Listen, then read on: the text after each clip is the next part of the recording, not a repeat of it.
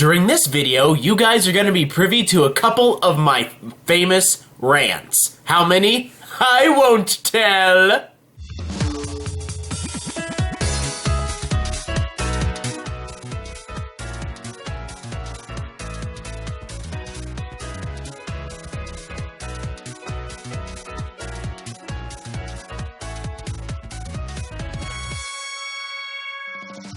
Hey everybody out there in YouTube land, Jake of the OneManBand is back again, giving you guys a RWBY episodic review. This time, we're looking at episode 10 of volume 4, Kuroyuri. Now, finally caught up with doing episodic reviews. I'm so happy because now I can dedicate the proper amount of time to this video, and this video is the perfect video for me to finally get caught up on and give the love and attention that it needs.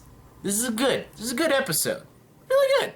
It's got its flaws, but it's good. Before we get on to the episode, I just want to give a birthday shout out to somebody on Team Theory. This episode actually came out on their birthday. So I just wanted to say, hey, I know it's a few days late, but Mikey, Ray, Cochran, I believe it is. Happy birthday to you. You're awesome. So, we start off our episode by once again convening with our main man, Oscar. And it looks like he is finally leaving home. Ozpin seems to have finally convinced him to go on this great journey to Mistral that has to be done. The way Oscar explains it is that even though at the beginning it sounded crazy, leaving sounded crazy. The voice in his head just sounded crazy. But through time, it just didn't anymore. So Ozpin was able to convince Oscar, you're not crazy, you need to do this. We need to do this. We are connected. We are one now. I'm the brains, pretty much. You're the brawn. Master Blaster. That's a Mad Max 3 reference. So just in time to have it start raining, Oscar arrives at a train yard. I'm guessing hoping to catch a train taking him straight to Mistral. Now we see later on in the video that the trains seem to be powered by dust, and well, that makes a lot of sense. Most things on the world of Remnant are powered by dust. Dust is their fuel source. We can tell that it's powered by dust due to the blue glow that a train is emitting as it passes by. So why is it blue glow when I think red glow would have made more sense? I mean, blue glow's more calming, I guess. I mean, you don't want a train that's all red coming at you. No, that'd be scary. But this scene. There are trains in Remnant. Now, we already knew that. We already knew that because of the black trailer, that they were trains. Okay. But that train was in Vale, was around Vale, transporting dust and stuff. But this is a passenger train that Oscar is getting onto. That I'm assuming is going to go to Mistral, because where else would it go? Where else would he go, really? Once again, trains. There's trains on Anima going to Mistral.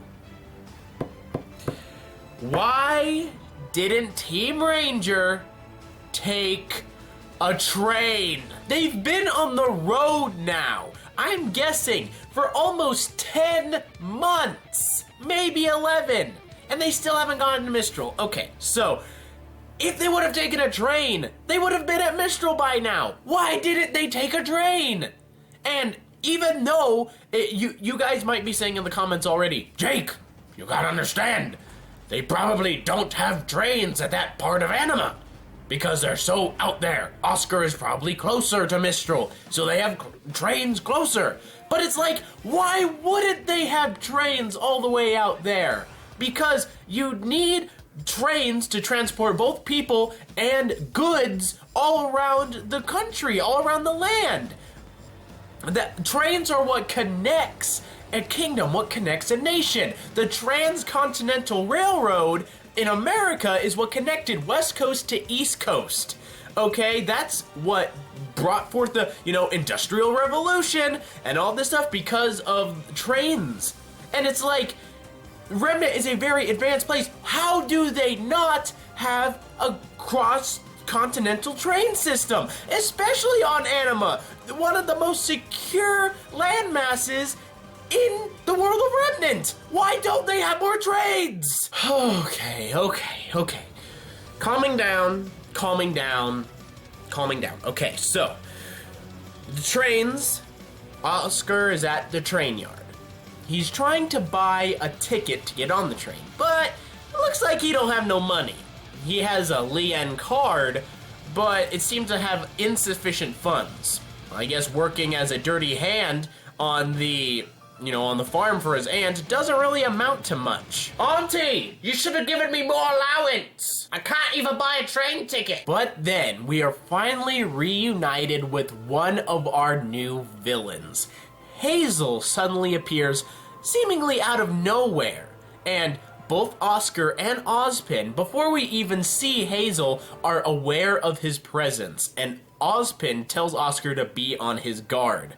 Now, Hazel doesn't attack Oscar, he doesn't do anything malicious, except maybe violate and hurt a ticket dispenser, but he's able to get Oscar a ticket by essentially breaking the ticket machine. And he says to Oscar that he shouldn't let such a small obstacle get in his way. Everything's a small obstacle to you. You're freaking 3 of me. So we once again see that Hazel is again the strong silent type. He doesn't talk so much. He says what he needs to say and then moves on. And he's strong enough to break a ticket machine with his fist. So I believe he's very much a brawler when he gets down to business, a fist fighter. And last we saw of Hazel, he was heading to talk to the White Fang leader. And why is he in Anima? I thought that the White Fang leader was in Menagerie. But I may have been wrong, and maybe Ciel Khan is located in Mistral. So that's where he's going. And maybe we'll have a sort of side story with Oscar trying to follow him. That would be really cool. So, according to Ozpin, it seems that Hazel is from Ozpin's past, and he's not to be taken lightly. So does Ozpin, does he know that he's working with Salem? Was Hazel simply a huntsman that fell from the path of good and is now a bad guy? The options are all over the place. We do not know. But I'm hoping that we will finally figure out what's going on with Hazel now that he's entered back into the story after being gone for like 10 episodes. We then do a quick little jump over to the ruins of Kuroyuri, and we're rejoining Jean and Ruby as they're carrying Crow throughout the town. Now, one thing key that I found in this scene is that if you look closely, it appears that Ren's symbol is located all around the city. It's on bottles, it's on destroyed drapes and tapestries. We can tell that this is from Ren. This was Ren's home. It wasn't the previous city that we saw back in, I think, episode 6, was it? Ren just seemed to know about that village. But this one is definitely his home. And the devastation of this village is so complete that Ruby and Jean have a hard time telling anything apart. It just all seems like it's rubble and ruin at this point. But the most important part of this episode is now when it flashes back to when this village was still operational and when Ren was just a child. Now let's just take this moment right now to appreciate just how cute little Lie Ren is. He is very, very, very cute. But I don't know if it was just the voice actor, but his voice just sounds a little off to me. My girlfriend put it like, it almost seems like he was transitioning between accents. It just sounded weird to me, but does that take away from the experience as a whole? Not really. I still very enjoyed this part of the episode. Now, even at a young age, Lie Ren seemed to have a love for flowers, especially water lotus. And we could pretty much tell that from nowadays due to his symbol. Although we do see later on that his symbol seems to be the symbol of the village. I mean, once again, due to the bottles and the tapestries and how we saw that symbol everywhere, as well as a few other instances that I'll get to later. One thing that I did notice during this part of the episode is that little Lie Ren was very expressive as a child. He was, laughing, happy, just giggly, jumping around, and he had a bit of sass on him, according to his mother. Now, judging by how his parents act and operate, it seems that Lie Ren came from a family that was well off. They weren't really starving, but they weren't like the upper echelon, upper crust of things either. They were, I would say, middle class. Little Lie Ren, is given some lien to go to the marketplace to buy something for his father because he's about to return home from a hunting trip. So they're good enough with money that the adults are able to trust their child with money to go and buy something. So it's not like they have to conserve money, save money. They're able to, spend it. They're able to use their money because they're okay. Now, while trying to get something for his father, he goes to the weaponsmith and, well, he can't really get anything because of his age. You don't want to give a child sharp objects. And he's not able to buy sake either because, child and alcohol. It's kind of bad. But this instance does open up the opportunity for Ren to have his first encounter with his soon-to-be lifelong friend, Nora Valkyrie. When we first see Nora, she's being bullied by a few of the other town children, and it seems that she is a street urchin as well as an orphan. I don't think she has parents here. She seems to be living on the streets, digging in trash to get her whatever food she can, and she's just scared by these three boys that are heckling her. And even though Ren comes and sees what's going on, he isn't able to do anything about it. Once again, little Lie Ren was a very expressive child, and it seems that he was a very frightened child as well. He doesn't do anything to help Nora, or to even talk to the bullies, or to even, enter in and heckle her with them. He's just going to, run away because he doesn't want to deal with what's going on right there. Little Lie Ren was a very scared and sensitive child, and I think that really plays in to how he turned out in the future and in the present day. But before that, we finally get our first look at Lie Ren's father. Now, when we see Ren's father, and when we have previously seen Ren's mother, we see that he is accurately a combination of the two. He is definitely their child. He has a combination of the facial structure of both of them. As a child, he has the roundness of his mother's face, but as he grows older, he has the sort of the pointed V chin of his father. He also has his father's black hair and the streak in his father's hair, but it's his mother's color of pink. He also has his mother's eyes, and when it's little details like this, showing that this is definitely the child of these two people, I like that, and I have to thank my girlfriend Erin for pointing out all this stuff and just being a mastermind and looking into a person and a person's parents and picking out what attributes they have, because, she's awesome like that. Now, we learned earlier that Lie Ren's father, his name is Lie Ren, by the way, so I'm going to refer to him as Lee from now on. Now, Lee is a hunter for the village. He is not a warrior or a huntsman. He is simply a hunter. He's someone who goes out into the wilderness, probably to hunt game, maybe even gather wild, berries and fruits and vegetables and stuff like that to bring it back to the village. And And by how he carries himself and how people act around him, he is well respected in the village. When he comes across the boys heckling Nora, all the kids seem to scatter. They don't want to deal with him, probably because they don't want to get in trouble, but why would they care what some random adult feels like, unless that random adult had some leeway in the village? And later we hear that Lee was going to go talk to the mayor of the village. So he has ties with the mayor. He can go and speak to the mayor whenever he wants, pretty much.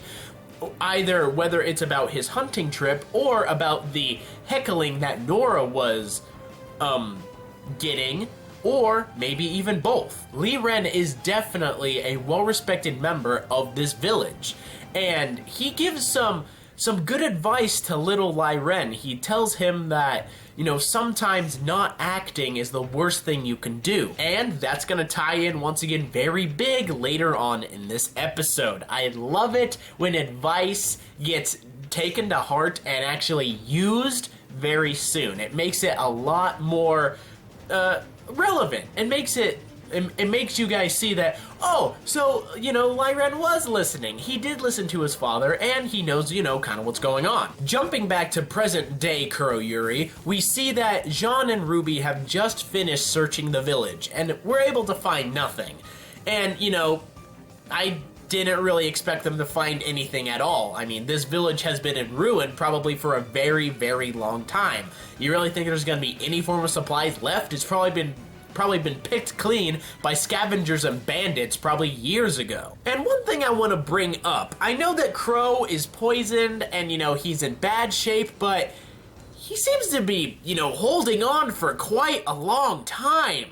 I mean, I don't want him to die. I want him to live, and I want him to be in future volumes, but why are they toying with our emotions like this? It's like, oh, remember? Crow's still dying. Crow's still dying. You care about him, right? You care about him, right? It's like, damn it, just either kill him or cure him already. I can't take this emotion no more. Now, even though RWBY and Jean are relatively safe at the moment, Jean is still worried about Ren and Nora, which makes perfect sense. They're his friends and his teammates. He's already lost one of his teammates, Pyrrha, and he doesn't want to lose anyone else. He doesn't want to lose any more friends. And RWBY can obviously see this, and she is sorry.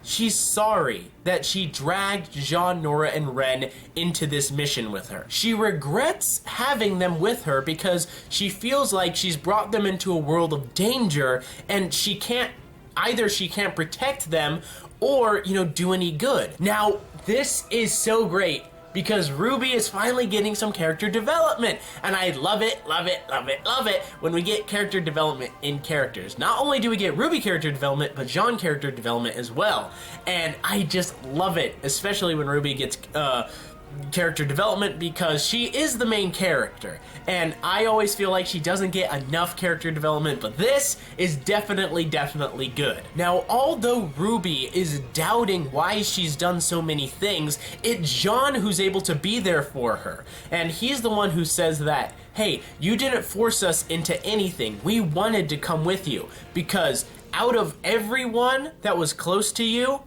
she lost freaking Pyrrha, Penny, she lost 2 dear friends, she lost all of her team and part of her sister. Her sister pretty much shut down after the Battle of Beacon, and that's what probably hurt the most for RWBY, because Yang was always there for her. And I just want you guys to take a listen to the song Gold from Volume 1, and that is the Yang that RWBY was around for like 15 years, and then to just have that person shut down completely, that probably just broke her heart. But at that point, RWBY did not give up. She didn't give in to despair. She didn't shut down like her sister. She decided to keep moving forward and have the courage to go after the people that were doing bad things. And it's that kind of showing of courage that showed the remainder of Team Juniper courage. And that's what drove them to follow her. This is what makes RWBY a great leader. She is a leader by example, and even though she's not the brightest bulb on the Christmas tree, and she still has a lot to learn, she has a courage that drives forward, and she always tries to have that courage not only for herself, but for the rest of her teammates. Now remember this, I know Weiss was taken away by her father, Blake ran away, which I'm still mad about, and Yang pretty much shut down. And that is just terrible, because RWBY lost her team that she had grown so close to, and the remainder of Team Juniper were the only ones brave enough to follow her. Yang didn't want to go with RWBY. You know, if Weiss had the opportunity, I guarantee you she would have went with RWBY. Would Blake have gone with RWBY? I am not sure. After everything that happened, I'm not sure if she would have had the courage to go with RWBY, because she would have thought, I'm just gonna bring more trouble to you guys, I'm just gonna, you know, take myself out of the picture, when it's like, no, Blake, you don't leave your team, you don't leave your team. But I'm just going to leave it at there before I get into another Blake rant, because you guys probably don't want that, do you? I'll save it for another day. And during this part, we just get this nice, tender moment where, you know, Jean is comforting RWBY, and I was just expecting them to hug. Me and my girlfriend were both expecting them to just give a big hug to one another. But it didn't happen. Rooster Teeth, stop teasing Lancaster if it's not gonna be a thing. But that is definitely what they needed right now. RWBY needed someone to be there for her, and Jean just happened to be that person, and I'm glad that we have comforting Jean right now. You know, we had angsty and pissy Jean in previous episodes, but this Jean is definitely closer to the Jean that we know and love. You know, he's caring, he's nice, he wants to do his best for the people around him, and, you know, that's why I'm like, character development between these two was great, and I loved it. I loved this scene. But the question still stands. How did Kuriyuri fall? How did it get to this state? And we learn that in this very next part of the episode. The village is being attacked by something. A beast. A creature of Grimm. A beast that is so strong and so frightening that none of the warriors or hunters of Kuriyuri village can take it out. Ren's father himself is wounded, and he says, no, don't go to the safe house. You two, you need to run. You need to get out of here. We need a huntsman to kill this thing. We need a huntsman to take it out. He doesn't even entertain the thought of his wife and child going to the safe house of the village. The place that's supposed to be safe and keep people safe from the Grimm. He doesn't even entertain that thought. He just wants them to run and get out of the village. This creature is so frightening and so strong. And at this point in the episode, it cranks it up to like 20 on the feels and intensity level. Ren's mother is practically killed right in front of him by falling rubble. And he pretty much passes out because of the falling rubble. When he awakes, his father is carrying him away from the madness, as everyone else in the village is scattering and panicking. Now, his father is already wounded and having a hard time moving. Lie Ren collapses from his wounds, and he tells Ren that he needs to run. He needs to get out of there. And we actually get our first look at the beast. But I'm going to talk about the beast in total at the end of this video. But let's just say it is a frightening creature, and it's getting close. Now, it's during this part of the episode that we once again see Ren being, you know, just, he doesn't know what to do, and he can't do anything because he's paralyzed with fear and anxiety. And his father's just like, it's time to act, son. You need to get out of here. And he actually gives his son his dagger. And he's just like, you know, passing on a real weapon like that is just, it's mind-boggling, because it's like, a passing on of a sword, in my opinion, is like pretty much the becoming of a man, if you will. When you're able to hold a weapon, you're going to be treated like a man. If you're able to hold a weapon like a man, you're being treated like a man. And Ren is forced to pretty much mature very fast right now. He has to be strong, and he needs to be strong enough to leave his father behind and save his own life, when all that Ren wants to do is stay by his father and, you know, just curl up and be scared.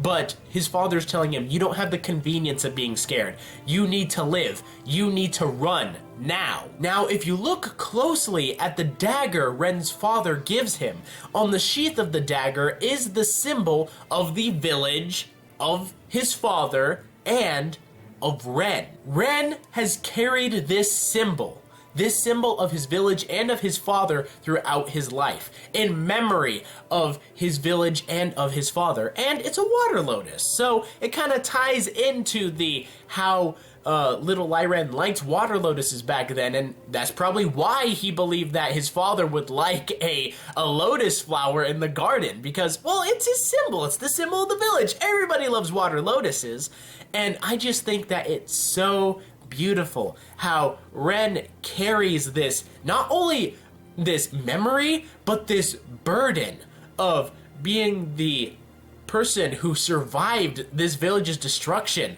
and carrying on in his father's name. And it's all right there due to a little symbol on the sheath of the dagger. And once again, my girlfriend pointed this out. She's amazing, and this is definitely amazing. But eventually, Ren gains the courage to finally run away, and while his father is holding off the beast, and we can obviously tell that his father perishes due to this beast. So while Ren is hiding, he's just bawling his eyes out. He doesn't know what to do. Both his parents are gone. His village is being attacked. The beast is getting closer. Nevermore are circling above, and he just doesn't know what to do.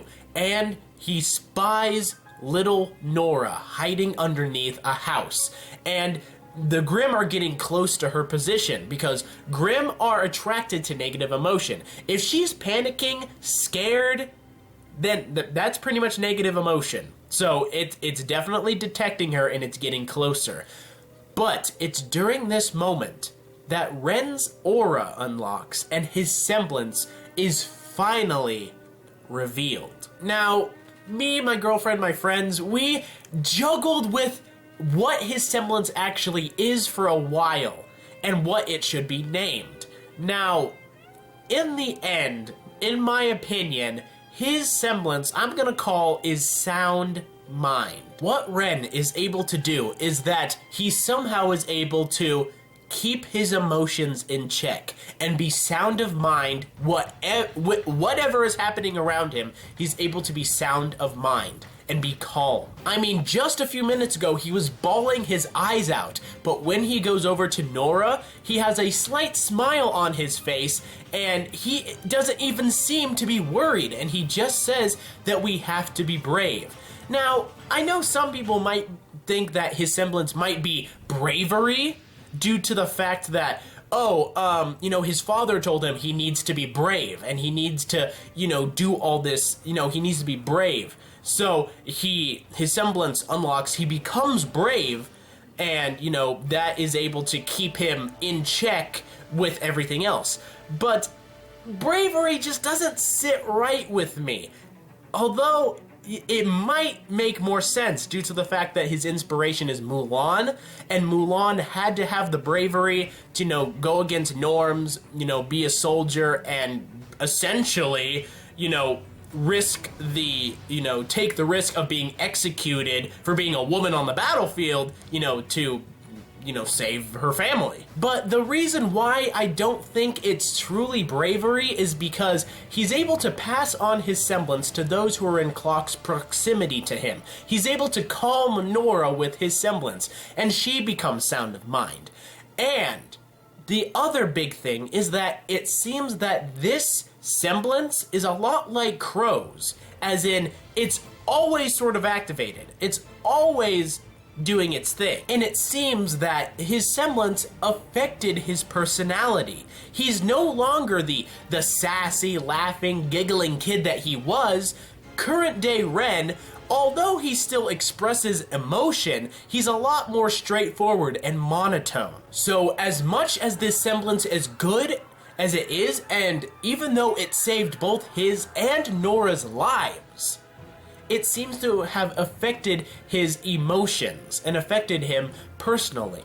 Now, he does still express emotion, but it's just a lot more tame than it was. And, well, who knows? Maybe later on in the volume we'll get a confirmation of whether his semblance is either sound mind or bravery. We'll just have to wait and see. But, as I was saying, Ren is able to activate his semblance and save Nora's life. He's able to pass on his sound mind semblance to Nora, which makes them pretty much undetectable by the Grimm due to the fact they're one, hiding, and two, not expressing any negative emotion. So they're able to survive the attack on their village.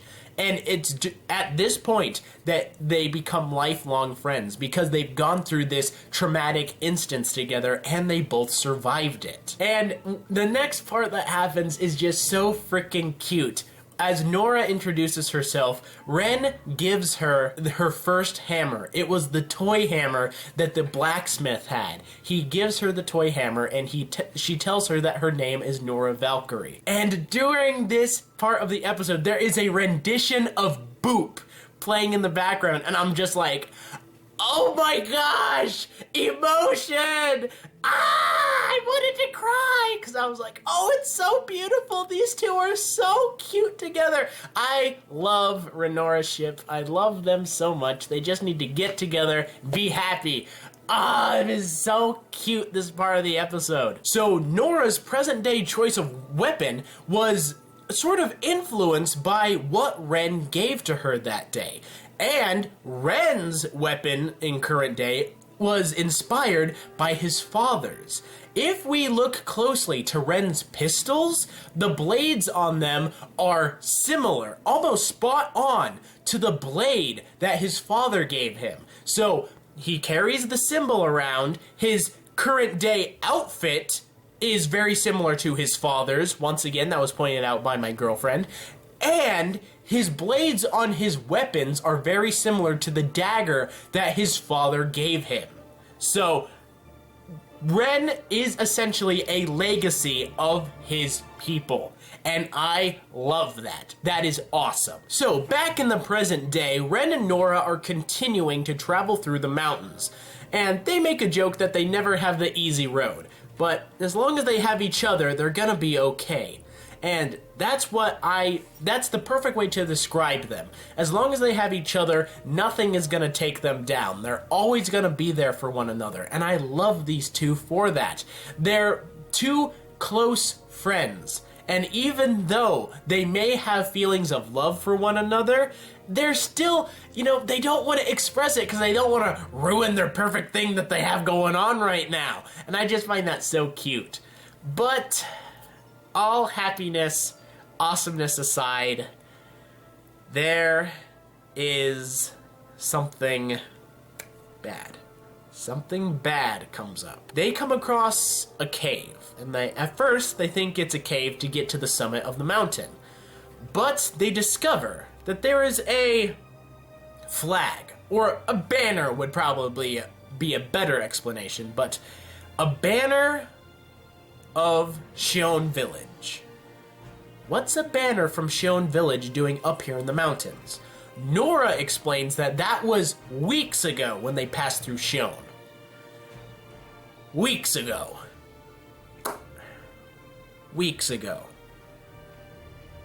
How long have you been on the road? I'm sorry. I am sorry that I get so ticked off about this. But the time skip itself was 6 to 8 months. Okay. I can understand that. But they're still on the road after that, and they're still not even close to Mistral at the beginning of this volume!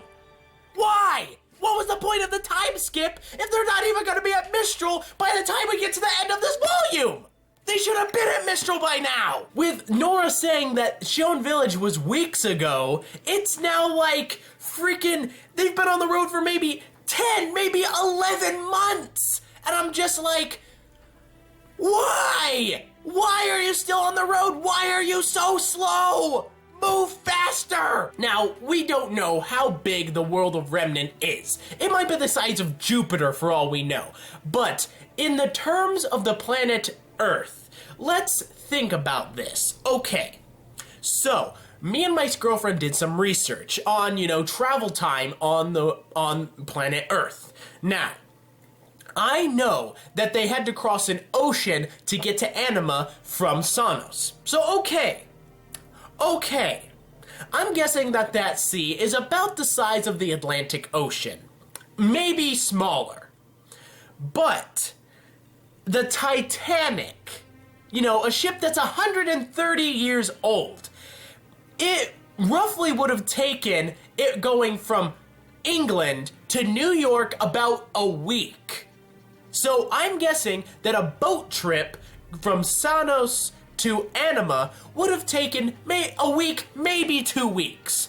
Okay, but on top of that, they've still been traveling for 6 to 8 months just to get to the point where they were at the village at the beginning of the volume, and now that was weeks ago from present day? So you've been on the road for 9, 10, maybe 11 months on foot, and you still haven't gotten to Mistral. Why not? Why are you lollygagging? I thought you were, in a hurry to help stop the bad guys. I guess not. I guess you're not in that big of a hurry to stop the big baddies. My girlfriend and I researched this, and we figured out that a gentleman who traveled from San Diego, California to a city in Maine, so pretty much as far as one could travel in the continental United States. It took this gentleman 7 months to travel on foot that distance. And he was 60 years old. These people, Team Ranger, they're in their prime. They've been trained as warriors. They're in the best condition a human being could be, and they still haven't gotten to Mistral after all this time.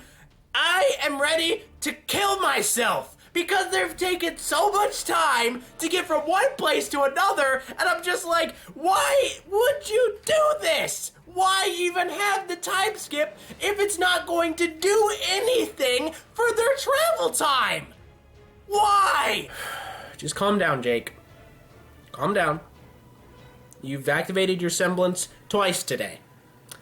We don't need to do it a third time. It's gonna be okay. Okay? Okay, let's move on. Let's move on with the episode, because I still enjoy this episode very, very much. So anyway, they discover a banner from Shion Village. Once again, it was weeks ago. It's pretty far back is what I'm saying. So it begs the question, why is there a banner from Shion Village here? And that's when they discover that inside this cave, there are scattered weapons, blood stains, and it appears that this was the den of a Grimm. So the story that I'm gonna construct is this. Warriors from Shion went to this cave to kill this creature. As they fought and tried to kill it, they were unsuccessful, and they lost many of their warriors. Those who survived retreated back to Shion Village, but the creature followed them. And that's what led to its destruction at the beginning of this volume. And we can see this by the evidence of the print that was left behind at Shion Village. Now, it pretty much has been confirmed now that this print is indeed the print of a Grimm. It is not a bandit symbol, but I still don't understand how the prints are just solitary and why there's only one and not a trail of them. I mean, I don't know. Maybe I'm just crazy, but it just doesn't sit right with me. But we can have confirmation now that it is this creature, because we see the same exact footprint in the cave leading out of the cave. And we also saw this print on the road just in the previous episode. And as Ren and Nora run out of the cave, they see that something in the trees is moving. Something big. The old adversary from Kirayuri Village. And by the look of things, it's heading back there. Back to where Jean and RWBY are waiting with Crow. So I'm guessing a very climactic battle is going to be happening in the next few episodes. Alrighty, so now I want to talk about the beast in itself. Now, whether you want to call it the Beast, the Horseman, the Wraith, is entirely up to you. It probably has its own name out there that the creators have named it, but right now I'm just going to be calling it the Beast. Now, this Beast, it has the appearance, it has the back legs of some sort of hooved animal, so a bull, maybe a horse. Its front half, it has a horse head, but it seems to have the claws and prints of maybe a wolf or something like that, and on its back seems to be some sort of other entity that would be the horseman, if you will. And this horseman has weird, elongated, just mangled arms, and this thing, well, when first looking at it, struck terror into me. I was frightened by this thing, and thank you, Rooster Teeth, for making Grimm frightening again. Thank you for making them scary again. This thing is definitely what we needed, because up to this point, it's like, well, our heroes wipe the floor with Grimm. They're not scary at all. But this thing is frightening. This thing is scary. Super scary. Not only does it look scary, but we know that it has lived for a very long time. It was big back when it first attacked Kuroyuri. But as we know, as Grimm grow older, they grow bigger, they grow stronger, they grow smarter. So who can tell how big this thing is now? But somehow it seems to have maybe an invisibility power? I'm not sure. Maybe it somehow can mask itself, but I'm not entirely sure. We'll have to see it actually in battle to see what it can actually do. But what we do know it can do, it seems to be able to take on dozens of warriors at a time. Dozens of village warriors seem to go into that cave and pretty much all get wiped out by the amount of weapons that are scattered on the ground. It almost seems like dozens, maybe even hundreds of people this creature has killed. This thing has killed hundreds of people, and that is frightening. When we have a Grimm that's so powerful, it can do that, and it can kill that many. This is definitely going to be an adversary for Ranger that they're probably not ready for. The only thing I think that could probably save them is that if, one, they get huntsman help, somehow some outside huntsmen come in and help either take it out or drive it away. Two, somehow Crow is cured of his sickness and is able to enter into the fray and kill it. Or three, Ruby is somehow able to activate her silver-eyed warrior's powers and is able to take it out that way. All I know is this thing is terrifying, and I'm scared. I'm scared for our main cast. Hey everybody out there, thanks for watching this video. I hope you guys enjoyed this episode. It was super fun to watch, and even though I ranted a bit, I still enjoyed the episode as a whole. So I hope you guys enjoyed the episode as well as this theory, and if you did, be sure to like and favorite. If you did, subscribe. Of course, if you feel inclined to, check out some other videos and social media pages I have, especially my Patreon, link down in the description, taking you to those things. Big thanks to all my Patreon sponsors. You guys are awesome, and I'll see you guys next time I'm out there in YouTube land. Be a good person, tip your waitresses, keep moving forward. I'll see you then. Yeah.